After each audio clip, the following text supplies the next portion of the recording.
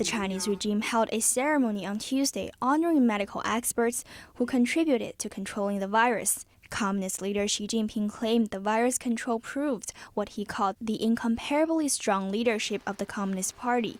But Chinese netizens noticed one name is missing among the honored. That's Doctor Li Wenliang, the whistleblower from Wuhan, who tried to alert the public to the infectious virus as early as December. He was summoned by Chinese police for what they deemed spreading rumors online and later died from the virus. Li's Weibo account has since become China's virtual wailing wall or memorial wall with over 1 million comments. One comment questioned, "Why isn't there a badge of honor for him?" Some said, "In my heart, I don't care about those being honored. Those people can never compare to you." Another wrote, "I'm so sad. That badge doesn't deserve you. You will always live in our hearts."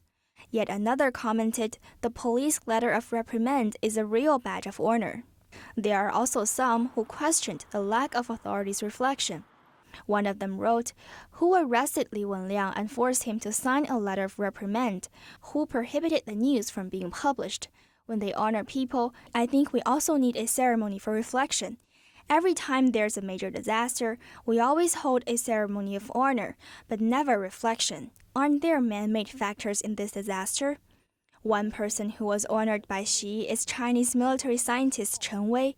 The People's Liberation Army general has told state media that the vaccine she's developing can fight all mutations of the virus. She also claimed her team can quickly produce vaccines to cope with the virus's future mutations, calling it as easy as developing software patches and updates.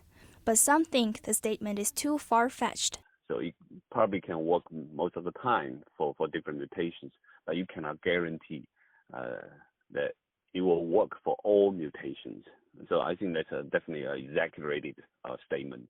Former biologist with the U.S. Army Sean Lin said even for the influenza vaccines, every year the CDC has to screen so many different strains to choose an ideal seed strain for the next season's vaccine. The process of selecting a seed strain is quite challenging, and also the vaccine company need to remake all these vaccine products. So it's not simple like a software upgrade.